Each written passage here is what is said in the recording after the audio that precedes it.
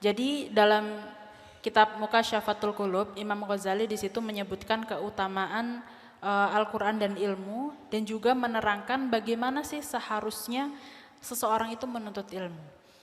Jadi menuntut ilmu harus dari dasar, harus dari bawah, harus mau yang namanya mempelajari matan terlebih dahulu, harus mau mempelajari hal-hal yang di situ bersifat mungkin remeh, tapi itu penting untuk kita pelajari.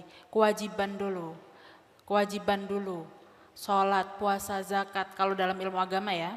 Jadi kitab itu Sulam Safinah terlebih dahulu, baru kemudian naik Fathul Qorib, baru kemudian naik Fathul Mu'in, baru kemudian naik Fathul Wahab. Jadi tidak langsung mempelajari khilafiyah atau perbedaan.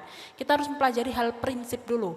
Makanya kenapa yang diwajibkan belajar bagi anak-anak itu adalah aqaid 50. Sifat wajib Allah, sifat wajib Rasul, sifat mustahil Allah. Tauhidnya dikuatkan terlebih dahulu, karena itu pondasi.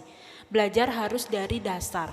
Tidak bisa kita belajar langsung yang bersifat berat-berat, khilafiyah. Justru kita tidak akan mendapatkan apa-apa. Maka penting untuk mempelajari segala satunya dari dasar, supaya pemahamannya tertata dengan benar. Dari situ kita memiliki pondasi yang benar. Makanya kenapa yang diwajibkan dalam agama, yang pertama wajib dipelajari adalah ilmu agama. Karena itu pondasi ilmu yang di situ bersifat kekuatan spiritual. Karena dengan kekuatan spiritual, kita memiliki orientasi yang benar dalam hidup ini. Kita mau menjadi orang yang bernilai supaya mampu memberikan kemanfaatan untuk orang sekitar. Kita mau jadi orang yang baik supaya kita bisa memberikan kebaikan untuk orang sekitar.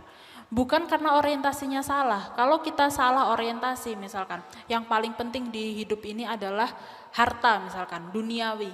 Padahal harta ini adalah perhiasan. Tapi perhiasan palsu. Contoh, teman-teman dapat kerudung, dapat baju baru, senangnya berapa hari? Dapat tas, senangnya berapa hari? 1 hari.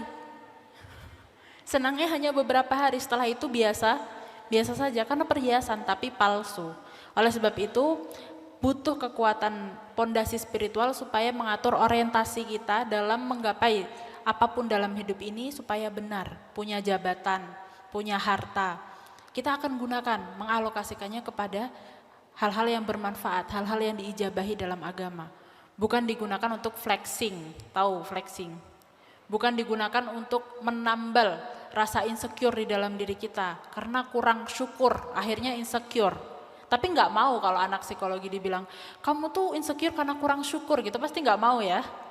Nggak mau, karena lebih kompleks. Anak sekarang itu kompleks sekali perasaannya. Ada yang namanya inner child, ya kan? Ngaku aja deh. Ada yang karena trauma pengasuhan, disakiti, ditinggalkan. Siapa pengalamannya? Tapi intinya seperti itu.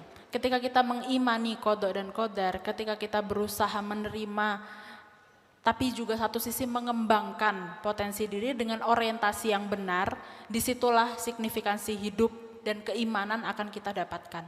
Penting itu, makanya punya pondasi spiritual, nanti mengembangkan dirinya dengan orientasi yang benar.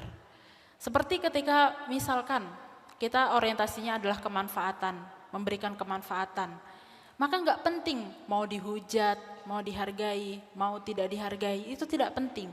Yang penting adalah bagaimana kita bisa memberikan untuk orang lain, kebaikan untuk orang lain. Ini kan berarti orientasi yang benar. Dan ilmu gunanya di situ. Bukan hanya sekedar untuk mengerjakan tugas, bukan hanya sekedar untuk bikin makalah, tapi bagaimana ilmu yang kita pelajari ini membentuk karakter kita, membentuk diri kita, dan juga bisa meningkatkan level keimanan kita, meningkatkan diri kita secara pribadi menjadi lebih baik.